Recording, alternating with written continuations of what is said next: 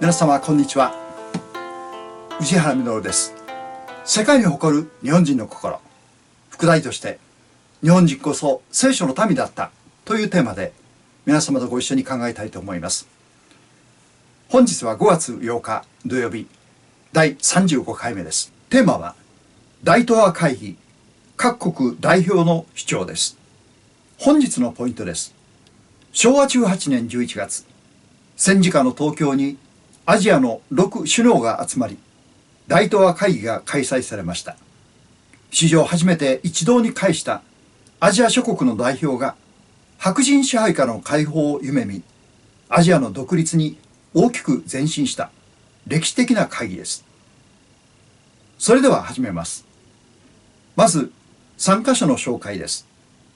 写真の左から順に、ビルマのバーモー国家主席、満州国の張慶慶国務総理大臣、中華民国の南京政府王長明行政院長、中央が日本の東條英機元帥、タイのワンワイヤ・コーン殿下、フィリピンのラウレル大統領、右端にチャンドラ・ボースが自由インド仮政府首班という肩書きで出席しています。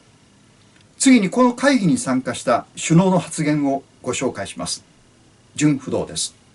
ここからは深田祐介長、大東亜会議の真実 PHP 新書も参考にさせていただきます。第1番目、タイの国王でワンワイヤ・ターンコーン殿下の発言です。特に1世紀前より英国と米国は大東亜アジア地域に進出し、植民地として原料獲得の独占、自己の製品の市場とし、領土を獲得したのであります。したがって大東亜民族は、独立と主権を失い、治外法権と不平等条約によって、その独立及び主権に様々な制約を受けました。しかも国際法上、相互の取り扱いを得ることがなかったのであります。かくしてアジアは、政治的に結ばれる大陸としての性質を失い、単なる地域的名称となったのであります。このような事情により生まれた苦悩は、広く大東亜諸国民の感情と記憶とに長く留まっているのであります。日本政府は心が広く、よくタイの失地回復と民族集結の国民的要望に同情され、領土をタイに編入してくれた。これは実に日本国がタイの独立及び主権を尊重するのみならず、タイの一致団結と国力の増進を図られたことを証明するものです。タイの官民は日本国民に対して深い感謝の意を表すものです。と言っています。ここでも日本は領土的野心がない証拠です。第2に、南京政府の王長明は、中国の父として尊敬された孫文の演説を引用して語りました。日清両国は兄弟と同様であり、日本はかつて不平等条約の束縛を受けたために、8分奮起し、初めてその束縛を打破し、東方の先進国、並びに世界の強国となった。中国は現在、同様に不平等条約廃棄を獲得しようとし、日本の十分なる援助を切望するものである。中国の解放は、すなわち東亜の解放である。第3番目。日本はビルマには昭和18年、1943年8月1日独立を与えました。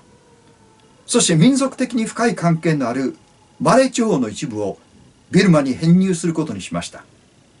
行政府長官、バーモーは演壇に立って熱弁を振るいました。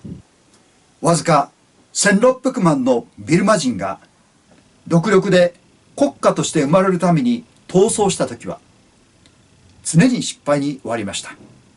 何代にもわたって我々の愛国者は民衆を引き、打倒英国に邁進したのであります。しかし我々が東亜の一部に過ぎないこと、1600万人の人間が成し得ないことも、10億のアジア人が団結するなら容易に成し得るという基礎的事実を認識すれば大きな力となったのです。しかしそれを認識できませんでした。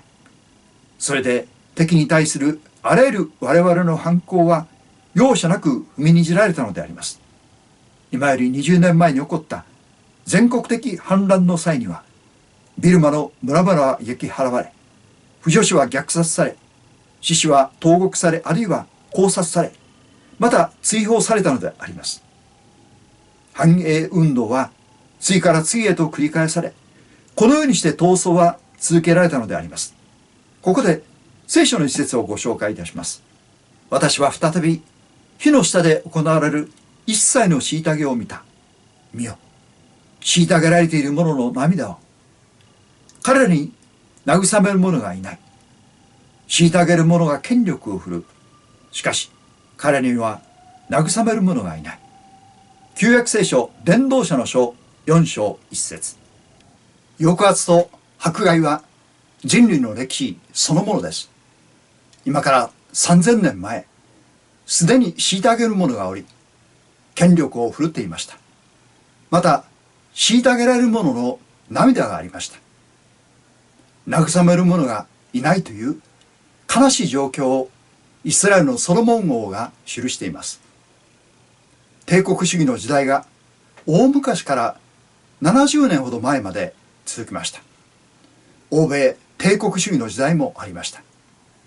世界を植民地支配し、奴隷は家畜同様で、おおよそ人権というものはありません。この大東亜会議では、アジア各国の指導者は、数百年続く虐げられる者の涙と、虐げられる者の横暴を訴える機会を得たのです。これは人類史上初めてのことでした。そして互いに励まし合い、勇気と支援を得ました。主催国日本が敗れても後戻りすることはありません。自力で戦いました。まもなくアジアから始まり、中東アフリカ諸国のほとんどの国が植民地支配から立ち上がりました。歴史は大きく動いたのです。バーモーの演説に戻ります。そして今日、ついに我々の力は1600万のビルマ人の力のみではなく、10億の東亜人の力である日が到来したのであります。この会議から生まれる感情は、どのように言い表しても誇張しすぎることはありえないのであります。長年ビルマにおいて、私はアジアの夢を見続けてまいりました。私のアジア人としての血は、常に他のアジア人に呼びかけてきたのであります。我々アジア人は、この呼び声、我々の母、日本の声に応えて、相集ってきたのであります。我々多くの者が長い間さまよい、救いを求めて与えられなかった荒野の状態から、我々を救い出してくれたのは東洋の主導国家、日本であります。と、独立を喜んでいます。昭和18年8月、バーモーは独立を宣言して、国家代表と呼ばれる元首の地位につきました。独立と同時にビルマは日本と同盟条約を結び、直ちに米英両国に対し宣戦を布告しています。4番目、フィリピンです。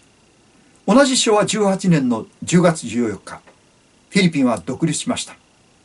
日本はラウレル大統領の希望に応じて、フィリピンには日本の戦争には参加しないこと、軍隊は常設しないことに同意しました。このことからも日本はフィリピンに対しても領土的野心は何も持っていなかったことは明らかです。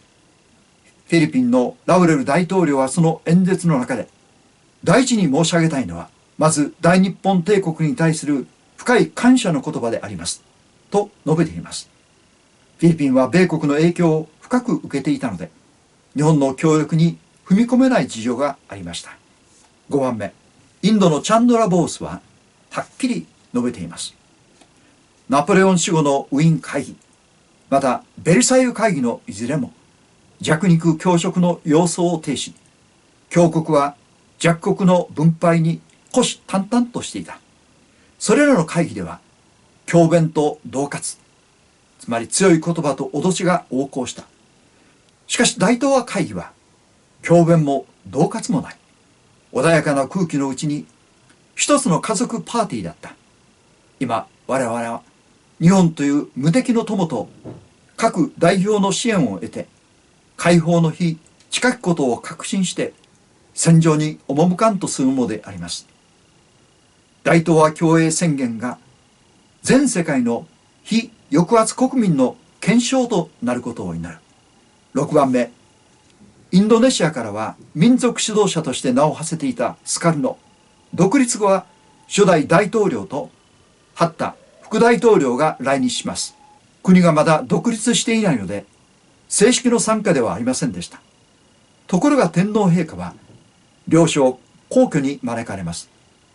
二人は異常な緊張の中にありましたが、天皇の方から歩み寄られ、二人と握手されたのです。それ以降この両氏は徹底的な親日家になります。インドネシアでは日本の敗戦後も1000人の日本兵が残り、インドネシア独立のために共に戦い命を捧げました。彼らは祖国には帰らず、独立という日本の約束を戦後ついに果たしたのです。後にインドネシアが独立してからもスカルノ大統領はしばしば日本に来て天皇皇后両陛下と食事をご一緒されました。その帰り赤坂のクラブから一人の美人を連れて帰ったのがデヴィ夫人でした。数奇な人生をたどられ、今も日本でご活躍されています。会議終了後、さらに戦況は厳しくなり、この大東亜宣言の約束を日本は守れない状況が出てきました。また各地の日本軍は必ずしも誠実とは言えず、現地の反発を招くこともあり、それが日本の汚点となりました。しかし、各国はそれぞれしたたかに独立を果たしました。二度と欧米の侵略を許さないほどにたくましく育っていきました。その点から見ても、大東亜会議の意義は大きかったのです。7番目、この会議には参加されていませんが、タイのククリッド・ブラモート元首相は後年次のように述べています。日本のおかげでアジアの諸国はすべて独立した。日本というお母さんは難産して母体を損なったが、生まれた子供はすくすくと育っている。今日東南アジア諸国がアメリカやイギリスと対等に話ができるのは一体誰のおかげであるのか。それは目を殺して仁を成した日本というお母さんがあったためである。12月8日開戦の日は、我々この重大な思想を示してくれたお母さんが一心を落として重大決意された日である。さらに8月15日終戦の日は、我々の大切なお母さんが病の床に伏した日である。我々はこの2つの日を忘れてはならない。ここで聖書をご紹介します。女が子を産む時には、その時が来たので苦しみます。しかし子を産んでしまうと、一人の人が世に生まれた喜びのために、もはやその激しい苦痛を忘れてしまいます。新約聖書ヨハネの福音書16章21節。これはキリストが十字架にかかる前夜、弟子たちに語られた言葉です。十字架の苦しみを海の苦しみに例えられました。全人類の罪をその身に負い、神から裁かれたのです。悲しみのあまり死ぬほどですと言われました。しかし新しい命の誕生はその苦しみを忘れさせるほどに大きいと語られました。彼は自分の命の激しい苦しみの後を見て満足すると予言された通りです。タイのプラモード元首相は日本をアジア解放のお母さんに例えてくださいました。日本は海の苦しみという激痛を味わいました。ABC で包囲網で首を絞められ、ついに反撃したのです。戦争しか進む道はありませんでした。国内では都市の無差別爆撃を受け、また2度の原爆も経験しました。文字通り、日本は火の海と化しました。アジアの北でも南でも日本軍は玉砕覚悟の戦いを強いられました。家族と日本を守るため、またアジア解放という大義がありました。死力を尽くして戦い、敵が恐れを覚えるほどに勇敢でした。そして力尽きたのです。GHQ マッカーサーの占領軍が日本を徹底的に解体し、二度と立ち上がれないように画策しました。日本は卑屈な侵略国なのだ。アジアに多大な迷惑をかけたのだから、永久に謝罪し続けなければならない。日本人はそれを鵜呑みにし、今日まで自国の歴史に誇りを持つことができずにいました。しかし、難産の末産み落とされたアジアの子供たちが立派に育ち、欧米諸国と対等に渡り合うようになりました。植民地支配されている国は世界でほとんどなくなりました。その子供たちが日本なかりせば今日の我々はないと感謝を表してくださっています。無念の死を遂げた人々もアジアの解放を見て大いに慰められることでしょう。私たち日本人が抱える自虐史観という呪縛を解いてくださるのは、これらアジアの人たちの温かい声援です。改めて心から感謝します。私たちには忘れてはならない、どうしても語り継がなければならないことがあると思います。それは戦争の悲惨さだけではなく、日本人としての誇りではないでしょうか。世界に感動を与えた日本人の素晴らしさは海の喜びでした。それではお知らせです。次回第36回目、5月15日土曜日、毎週土曜日に予定しています。原爆投下の真実、その1回目。原爆投下を告発した米国弁護人です。東京裁判での一幕です。米国弁護人は米国を断罪しました。原爆という空前の民間人虐殺、国際法違反を犯した国が裁く資格はない。よろしければチャンネル登録、ご感想いただければ嬉しいです。本日はご視聴いただき誠にありがとうございました。